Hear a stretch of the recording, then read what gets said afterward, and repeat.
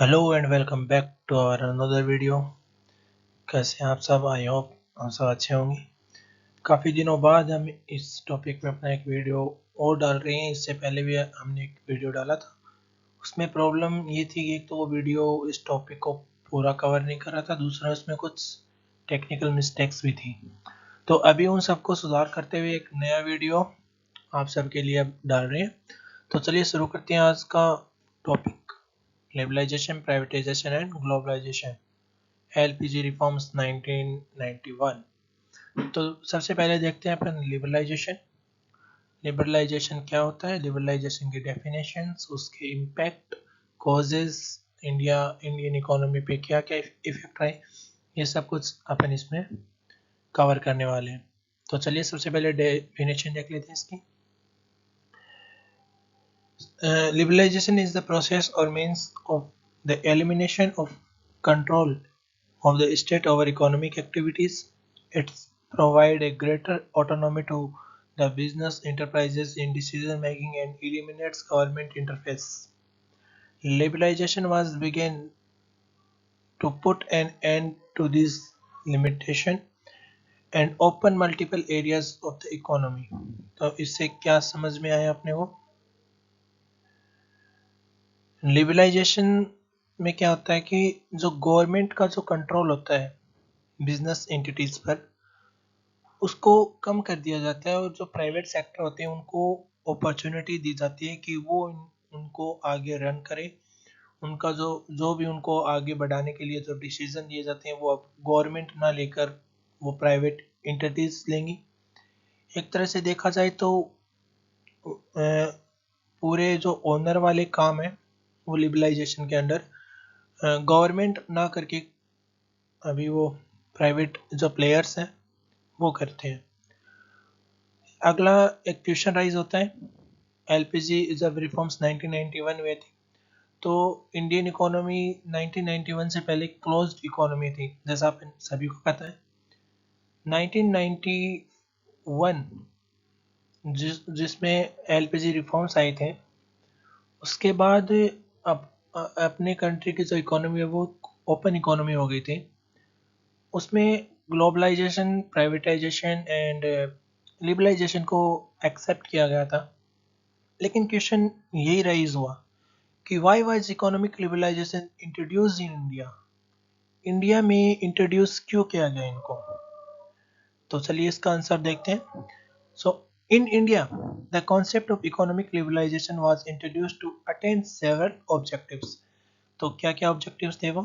पहला ऑब्जेक्टिव था industrialisation, second is expansion in the role of private and foreign investment, third is introducing a free market system। ये तीन जो main ये objective थे, इनको सिर्फ और सिर्फ तभी इनको अपन अचीव कर सकते थे, सॉरी, इसको लिबरलाइजेशन के थ्रू इनको अचीव किया जा सकता था। Next is restriction were relaxed for private companies to enter several core industries which were previously reserved for the public sectors। अब ऑब्जेक्टिव्स क्या क्या रहे लिबरलाइजेशन के, चलिए वो देख लेते हैं। इसमें पहला ऑब्जेक्टिव था to boost competition between domestic business, to promote foreign trade and regulate imports and export, to develop a global market of a country. इसके अलावा to improve the technology and foreign capital, to reduce the debt burden of a country, to ensure the private sector to take an active part in the development process, to reduce the role of the public sector in future industrial development, to unlock the economic potential of the country by increase, encouraging the private sector and the multinational corporations to invest and expand, to introduce more competition into the economy with the aim of increasing efficiency। ये spelling efficiency थी, आप इसको ठीक कर लेना। Next जो अपना main topic है, सॉरी मेन जो पॉइंट है वो है रिफॉर्म्स अंडर लिबरलाइजेशन। सो इसमें पहला रिफॉर्म्स क्या हुआ, डीरेगुलेशन ऑफ इंडस्ट्रियल सेक्टर। अभी इंडस्ट्रियल सेक्टर में सिर्फ गवर्नमेंट के अलावा जो प्राइवेट जो प्लेयर्स हैं, जो प्राइवेट बिजनेस एंटिटीज हैं, जो प्राइवेट बिजनेसमैन हैं, वो भी अभी इसमें पार्ट ले सकेंगे। उन बिजनेसेस के डिसीजन मेकिंग में गवर्नमेंट के साथ साथ अभी प्राइवेट सेक्टर भी आ गया था। Financial sector reforms, financial sector reforms में जैसे कि बैंकिंग सिस्टम में रिफॉर्म्स किए गए थे। अभी बैंक जो पहले ये था कि गवर्नमेंट ही सिर्फ अपने बैंक चला सकती है, लेकिन बाद में जो प्राइवेट सेक्टर्स थे उन्होंने भी अपना बैंक इस्टेब्लिश किया और उनको चलाया गया। इसके अलावा म्यूचुअल फंड्स वगैरह भी इसी के अंडर अपने को देखने को मिले। फिर आई टैक्स रिफॉर्म्स। टैक्स रिफॉर्म्स में बहुत से टैक्स रिफॉर्म्स ऐसे थे पहले जो कि एक बिजनेस की ग्रोथ के लिए एक जो प्राइवेट बिजनेसमैन है तो वो अपने बिजनेस को बहुत ही डिफ़िकल्टीज के साथ ग्रोथ कर पाता था, क्योंकि जो अपने उस टाइम की जो गवर्नमेंट थी उसके टैक्स पॉलिसीज ही कुछ ऐसी थी जिसकी वजह से वो अपना बिजनेस ग्रो नहीं कर पाते थे। लेकिन बाद में जब एलपीजी रिफॉर्म्स आए तो टैक्स में भी काफ़ी रिफॉर्म्स किए गए, जिनसे जो प्राइवेट बिजनेसमैन थे, जो प्राइवेट प्लेयर्स थे, उन्होंने भी अपने बिजनेस को काफ़ी अच्छे से एक्सपेंड किया। फिर इससे अगला है फॉरेन एक्सचेंज रिफॉर्म्स। फिर है trade and investment policy reforms, external sector reforms. Foreign exchange reforms से तो अपना हो गया ऊपर, फॉरेन ट्रेड पॉलिसी रिफॉर्म्स। तो ये जो सब रिफॉर्म्स थे जो लिबरलाइजेशन के अंडर हुए थे। अब अपन देख लेते हैं इम्पैक्ट। इम्पैक्ट क्या क्या रहे इसके लिबरलाइजेशन के। तो सबसे पहले देखेंगे अपन लिबरलाइजेशन की पॉजिटिव इम्पैक्ट, उसके बाद देखेंगे अपन नेगेटिव इम्पैक्ट। तो पॉजिटिव इम्पैक्ट में पहला जो इम्पैक्ट था वो था free flow of capital. So liberalization has enhanced the flow of capital by making it affordable for the business to reach the capital from investors and take a profitable project. Second is diversity for investors. The investors will be benefited by investing a portion of their business into a diversifying assets class. Third point is impact on agriculture. In this area, agriculture में क्या impact रहे? So in this area, the cropping design have experienced a huge change, but the impact of globalization cannot be accurately measured. Government restriction and intervention can be seen from the production to the distribution of the crops. अभी देखते हैं liberalisation के negative impacts क्या क्या रहे। तो negative impacts में पहला जो इम्पैक्ट है वो था the weakening of the economy. An enormous restriction of the political power and economic power will be lead to the weakening of the entire Indian economy. Next point, point number second, technological impact. Fast development in technology allows many small-scale industry and other businesses in India to either adjust to change or start their business. देखिए technology LPG के under technological reforms भी काफ़ी आए, काफ़ी technology अपने India में नई नई टेक्नोलॉजी आई। उस टेक्नोलॉजी का एक पॉजिटिव साइड ये थी कि उससे प्रोडक्शन काफ़ी तेज़ हुआ, एफिशिएंसी बढ़ी, ग्रोथ भी हुई। लेकिन उसी साइड उसका नेगेटिव इम्पैक्ट ये भी रहा कि उस टेक्नोलॉजी के आने की वजह से हमारे यहाँ के जो स्मॉल स्केल इंडस्ट्रीज हैं, जो स्मॉल स्केल बिजनेसेस हैं, वो उनको या तो उस हिसाब से अपने आप को एडजस्ट करना पड़ा। कुछ बिजनेसेस ऐसे थे जिनको काफ़ी कैपिटल एक्सपेंडिचर लगा के, अपना कैपिटल काफ़ी कैपिटल इन्वेस्ट करके उनको उस हिसाब से चेंज होना पड़ा, खुद उस हिसाब से एडजस्ट होना पड़ा। लेकिन कुछ बिजनेसेस ऐसे भी थे जो उस टेक्नोलॉजी को परचेज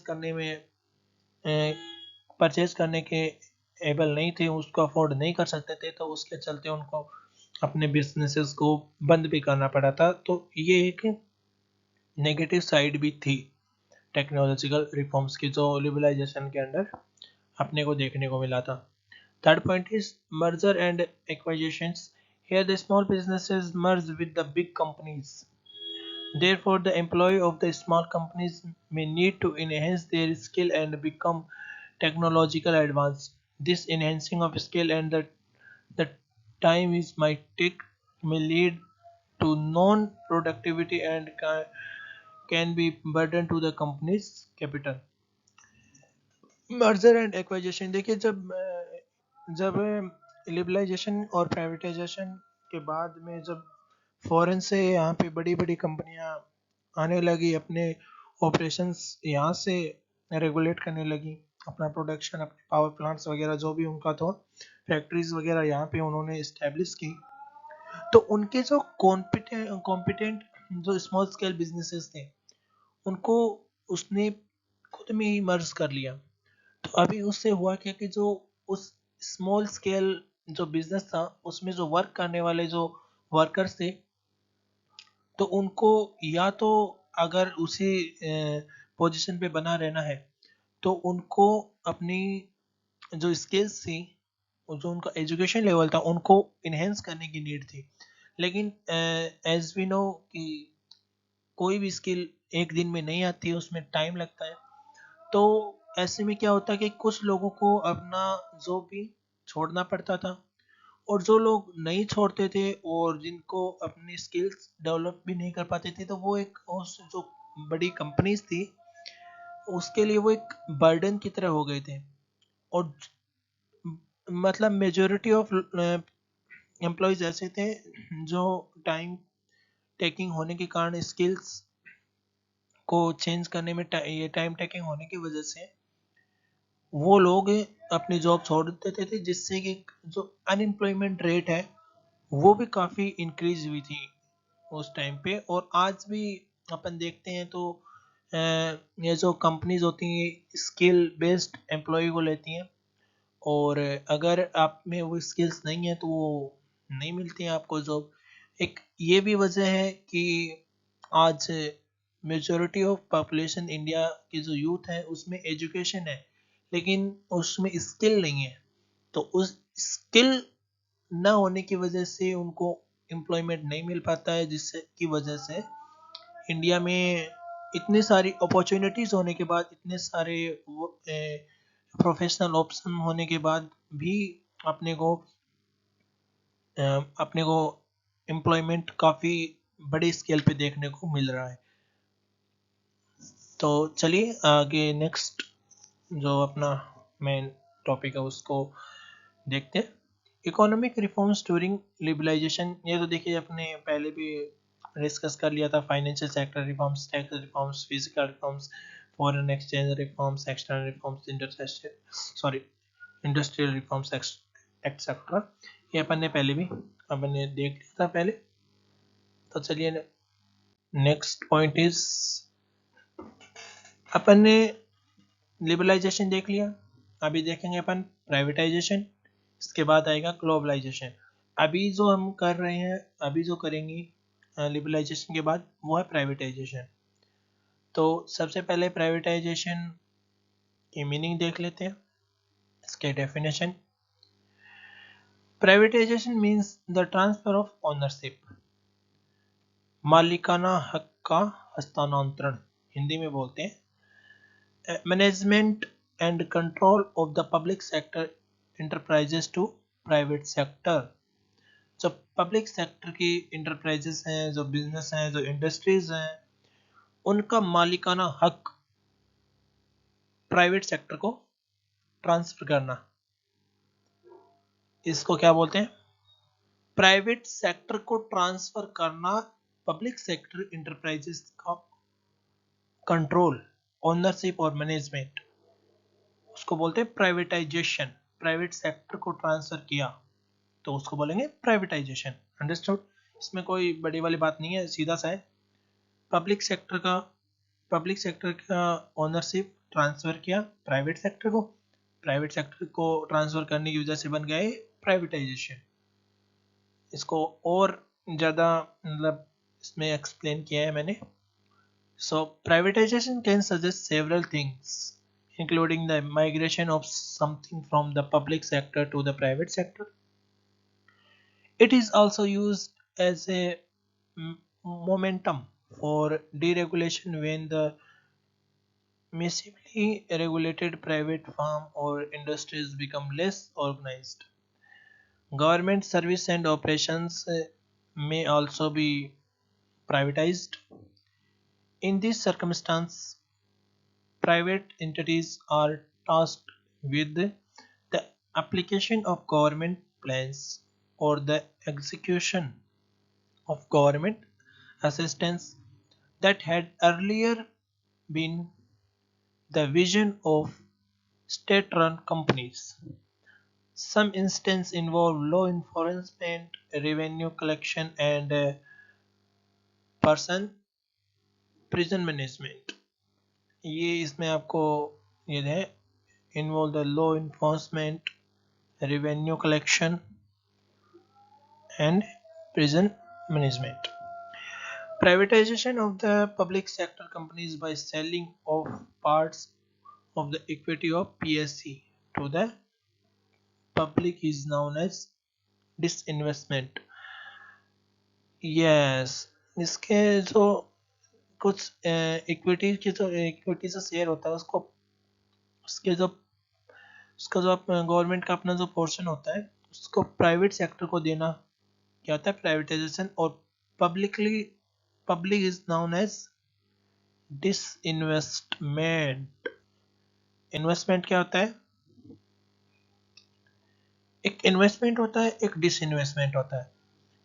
इन्वेस्टमेंट होता है जब हम अपन किसी भी अपने बिजनेस में शेयर मार्केट में अपनी खुद की कैपिटल लगाते हैं सामने वाली पार्टीज को।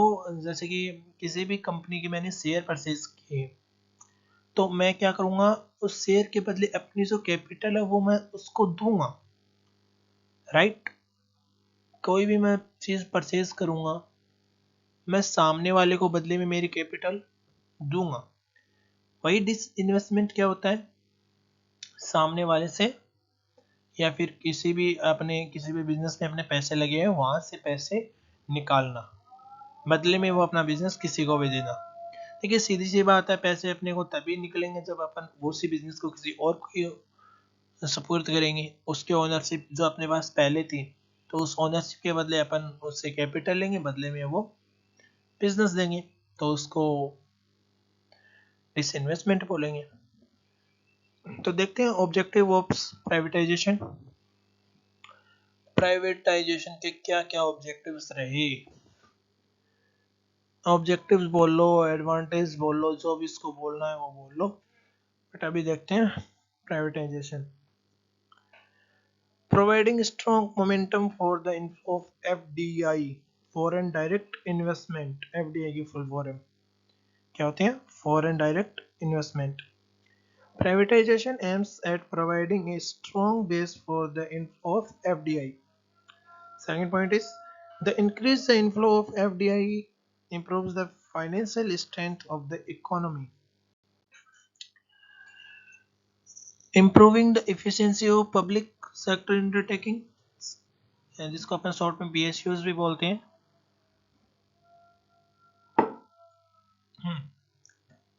The efficiency of PSUs is improved by the giving them the autonomy to the decisions. Some companies were given special categories of Navratna, mini Ratna और एक और इसमें वो है महारत्न। वे ऑफ प्राइवेटाइजेशन, कौन कौन से तरीके हैं जिससे किसी भी पब्लिक एंटरप्राइजेस को प्राइवेटाइज्ड किया जाता है,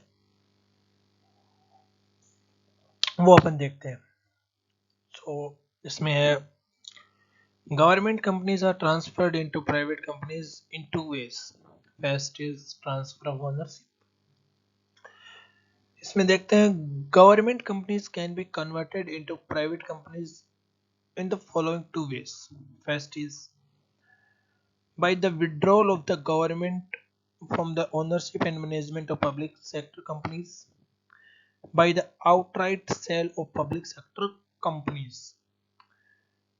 अपने जो सेलिंग जो राइट है उसको वो बेचती है। दूसरी बात अपनी ओनरशिप और मैनेजमेंट को बेचती है। इन दोनों ही वेज में जो ओनरशिप होती है वो आपकी ट्रांसफर होती है टू प्राइवेट सेक्टर। सेकंड जो इसका मेथड है प्राइवेटाइजेशन करने का वो है डिसइन्वेस्टमेंट। द पर्पस डिसइन्वेस्टमेंट क्या होता है वो अपन आगे देखेंगे। उससे पहले देख लेते हैं कि किस हिसाब से डिसइन्वेस्टमेंट होता है। तो the purpose of the sale is mainly to improve financial discipline and facilitate modernisation. However, there are 6 methods of privatization. इसमें क्या होता है कि डिसइन्वेस्टमेंट के जो मेथड है इसमें ये है, ये जो डिसइन्वेस्टमेंट के मेथड है ये रहे। एक तो है पब्लिक सेल ऑफ शेयर, फिर है public acquisitions, public tenders, direct negotiations, transfer of the control,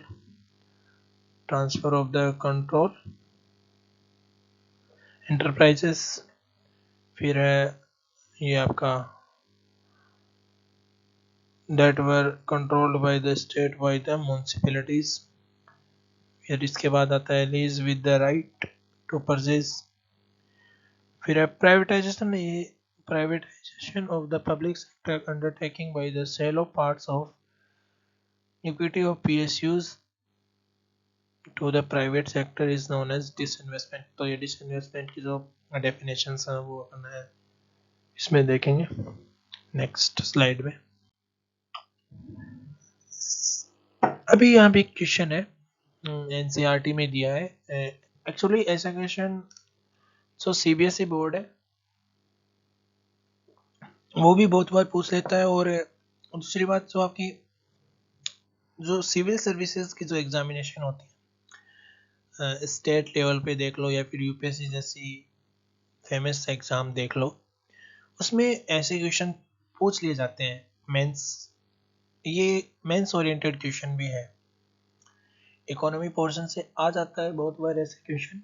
और एनसीईआरटी से जो पेपर सेट करने वाले वो ऐसे क्वेश्चन ही पिक करते हैं, या तो वो बीच से क्वेश्चन पिक करते हैं किसी भी टॉपिक के, या फिर जो साइड में एनसीईआरटी के जो लास्ट के क्वेश्चन ना होके जो उसके बीच में जो क्वेश्चन दिए होते हैं ना उस वहां से पिक करते हैं।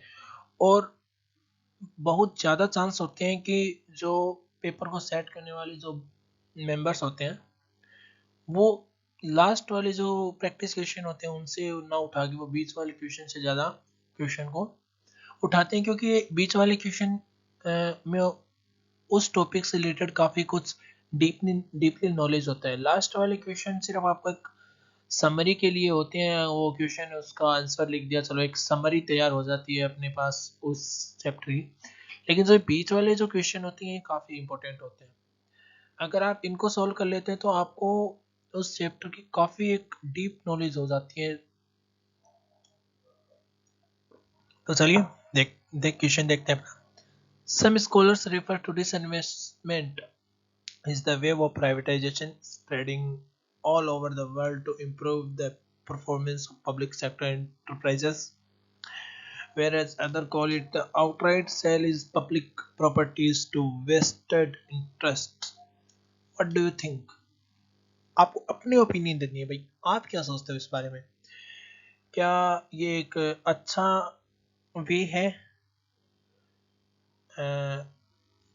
पब्लिक इम्प्रूव करने का, प्राइवेट वो एक अच्छा वे है मार्केट में कंपटीशन बढ़ाने का, या फिर एक ऐसा ही है कि भाई पब्लिक प्रॉपर्टी बेच देना एक ऐसे एक waste of money waste of resources वाला काम है। तो आप क्या सोचते हैं इस बारे में? तो देखिए इस क्वेश्चन को फ्रेम कैसे करेंगे। सबसे पहले इसके इंट्रोडक्शन देंगे, जिसमें इंट्रोडक्शन में मेनली डेफिनेशन ही होती है। तो सबसे पहले अपन इसके डेफिनेशन देंगे। तो disinvestment is when government or organization sell or liquidate assets or subsidiaries. Disinvestment can take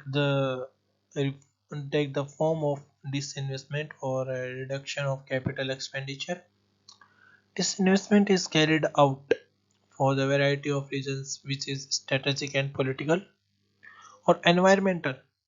कोई भी रीजन हो सकता है जिसकी वजह से डिसइन्वेस्टमेंट किया गया हो। तो why government disinvests is its assets। तो पहला है to reduce the financial burden on the government। अब भाई सीधी सी बात है, जितनी इंस्टीट्यूशंस गवर्नमेंट के अंडर होगी तो उनको रन करने के लिए गवर्नमेंट को एक्सपेंडिचर करने पड़ेंगे उन पर। अपना जो जो उनका जो फाइनेंस है उनको उस इंस्टीट्यूशन के ऑपरेशंस को रन करने के लिए उनको खर्च करना पड़ेगा। वही अगर गवर्नमेंट उसको सेल कर देती है किसी प्राइवेट सेक्टर को, तो गवर्नमेंट को उसके अब ऑपरेशंस को रन करने के लिए खुद से वो नहीं करना पड़ेगा एक्सपेंडिचर, जिसकी वजह से गवर्नमेंट के पैसे बच जाते हैं और उन्हीं बचे हुए पैसों को गवर्नमेंट अदर वेलफेयर स्कीम्स में इन्वेस्ट करती है। Second point is to improve public finance. जब गवर्नमेंट के पास ज़्यादा पैसे होंगे, ज़्यादा फाइनेंस होगा, जो ऑब्वियस सी बात है उसके पास जितने कम इंस्टीट्यूशंस होगी तो उनको ऑपरेशन, जैसा कि मैंने पहले पॉइंट में बताया था, तो गवर्नमेंट को कम करना पड़ेगा जिससे उसके पास फाइनेंस बढ़ेगा और उसी बढ़े हुए फाइनेंस से गवर्नमेंट अपने अदर जो पब्लिक वेलफेयर स्कीम्स हैं उनमें इन्वेस्ट कर पाएगी और उनको अच्छे से रन कर पाएगी, जिससे कि जो एक कॉमन पीपल है, जो एक भारत का एक आम नागरिक है, उस तक उसकी सुविधाएं पहुंचेगी। To ensure a wider share of ownership. देखिए डिस इन्वेस्टमेंट में जब ओनरशिप को किसी भी पब्लिक सेक्टर एंटिटीज की गवर्नमेंट ओनरशिप प्राइवेट सेक्टर को ट्रांसफर करती है, तो जिससे होता क्या है कि गवर्नमेंट का अब खुद का कंट्रोल ना होकर अलग अलग जो प्राइवेट प्लेयर्स हैं उनका भी ओनरशिप में उनका कंट्रोल होगा।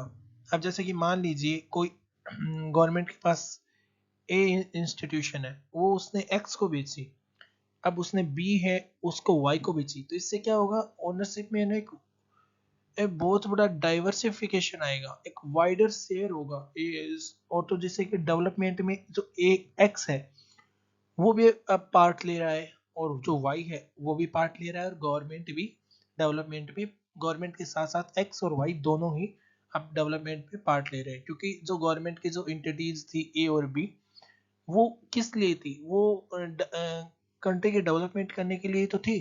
अभी उसी को अब गवर्नमेंट अपने पैसे बचाने के लिए अगर एक्स और वाई को दे रही है तो उससे होगा क्या, अब एक्स और वाई भी इन्वॉल्व हो गई कंट्री के डेवलपमेंट में। Second point is to introduce competition and market discipline. अब जैसे कि मैंने एक्स और वाई का ही आपको दिया, जैसे ही ए जो इंस्टीट्यूट है मैंने एक्स को दी, बी है वो मैंने वाई को दी, तो अब एक्स और वाई में क्या होगा, कंपटीशन होगा कि वो दोनों अपनी अपनी जो इंस्टीट्यूशन है वो काफी उस लेवल पे लेकर जाए, एक दूसरे से उसको बेहतर करें। तो इससे क्या होता है, मार्केट में एक डिसिप्लिन भी क्रिएट होता है और एक एक हेल्दी कंपटीशन भी क्रिएट होता है, जिसकी वजह से ओवरऑल इसको देखा जाए तो एक कंट्री की जो इकोनॉमिक ग्रोथ है उसका डेवलपमेंट में काफी हेल्पफुल होता है। Second is depoliticize essential services to fund growth, to initiative the diversification and expansion program. The advantage of disinvestment, अभी वो जो थे वो क्या थे, ऑब्जेक्टिव्स, ये है एडवांटेज। तो पहला एडवांटेज है गवर्नमेंट के लिए, तो गवर्नमेंट के लिए जो पहला एडवांटेज है वो क्या होगा, improve the financial public finance second is अपना जो पब्लिक फाइनेंस पे जो बर्डन है वो कम करेगी। और उससे अगला for the market and economy, इसके लिए क्या एडवांटेज होंगे इन्वेस्टमेंट के? सो वो है bring about greater efficiencies for the economy and the market as the whole, increasing competitiveness for the employee, monetary gains through ESOPs and preferential issues of share for PSUs, greater autonomy and introduction of corporate governance that may lead to higher efficiencies for retail investors to unlocking of shares from this investment through various means like IPO allow retail investors to invest।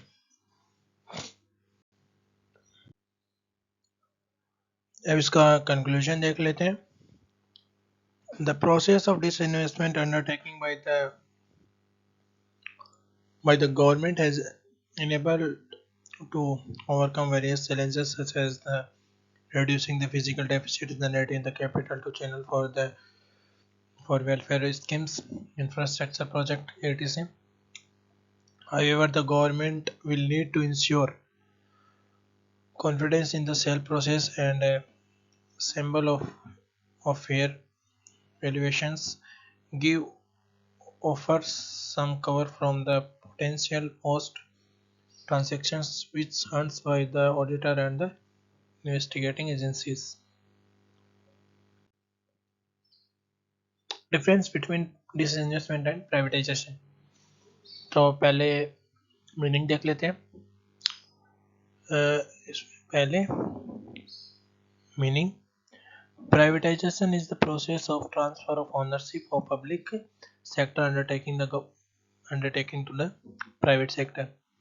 Disinvestment is the process in which the organization or the government sell or liquidates the assets which it owns। Involves किस किस में involve होते हैं? Change in ownership और ये disinvestment में डिलूटेशन of ownership. इसमें ownership में डिसइन्वेस्टमेंट क्या होता है कि ओनरशिप कम कर दी जाती है। गवर्नमेंट के पास ओनरशिप रहती है लेकिन फिर वो अपनी कम कर जाती है। प्राइवेटाइजेशन में चेंज ही कर दी जाती है, मतलब अब गवर्नमेंट के पास इसमें ओनरशिप बिल्कुल भी नहीं रहती। लेकिन डिसइन्वेस्टमेंट में गवर्नमेंट के पास ओनरशिप रहती है, अब वो अपनी ओनरशिप का कुछ पार्ट वो प्राइवेट सेक्टर को देती है।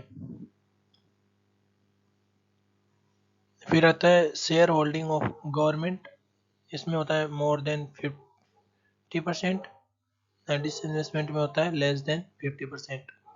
Change in management, change in management में क्या होता है?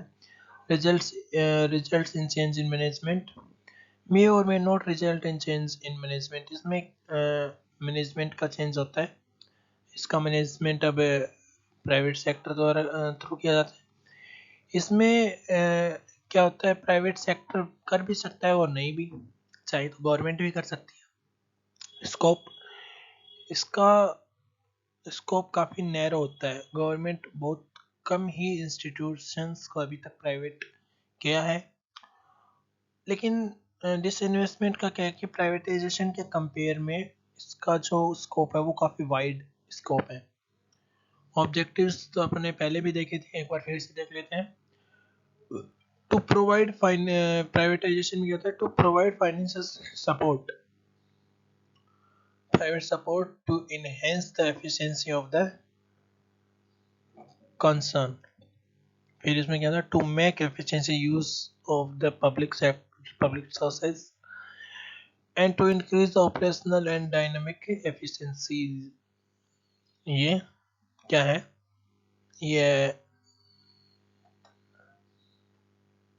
ये इसमें आपको मैंने बताया अभी डिफरेंस है किस किस में, डिसइन्वेस्टमेंट और प्राइवेटाइजेशन में। तो आप अभी थोड़ी देर में वीडियो रोक के देख लेना। अब चलते हैं नेक्स्ट पॉइंट पे। ग्लोबलाइजेशन देखिए, लिबरलाइजेशन देख लिया अपने, ग्लोबलाइजेशन देख लिया, सॉरी प्राइवेटाइजेशन देख लिया। अब देखना है ग्लोबलाइजेशन। एलपीजी का अपन ने एल देख लिया, पी देख लिया, अब देखना है G. G means globalisation.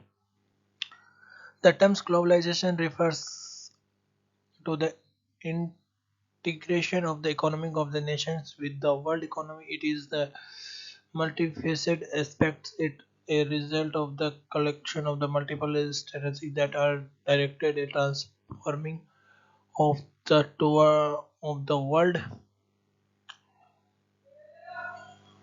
So it includes the certain of networks and pairs of transference. ये डेफिनेशंस है, ये आप देख लेना।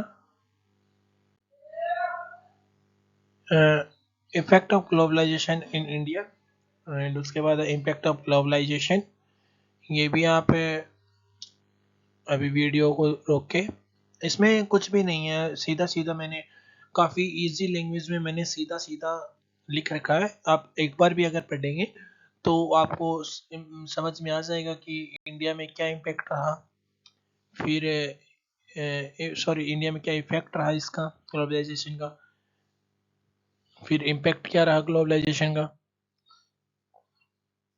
फिर इंडियन इकोनॉमी में ग्लोबलाइजेशन कैसे रही। जब आप एक बार इसको पढ़ोगे अच्छे से तो आपको ये पता चल जाएगा। और फिर एडवांटेज ऑफ ग्लोबलाइजेशन, क्या क्या एडवांटेज रहे, जैसे कि increase in employment, increase in compensation और this high standard of living. ये कुछ थे जो ग्लोबलाइजेशन के जो पॉजिटिव इम्पैक्ट रहे। फिर डिसएडवांटेज या फिर नेगेटिव इम्पैक्ट भी जिसको अपन बोल सकते हैं, तो growing inequalities, increasing employment rate, trade inequalities, environmental loads, ये सब कुछ भी अपन इसमें देख लेंगे। फिर कंक्लूजन में ये है कि from the above discussion on the advantage and disadvantage of globalization, it can be said that the list of benefits of globalization can be easily lengthened. However, there are some disadvantages. According to critics, the process did not benefit the poor. The impact of globalization on the environmental protection is not too great and did not stabilize the global economy. The political formulation of the IMF and the World Bank and the World Trade Organization all only serve the interest of the developed world, especially the internal interest of those countries. Developing countries have no place on it. The idea of all these countries regarding globalization revolve around the particular economic and social scenario. ये कुछ इसमें conclusion में है। क्या क्या इसका disadvantage और advantage को ही इसको एकदम सेंटर पॉइंट में रख के इसका कंक्लूजन इसको लिखा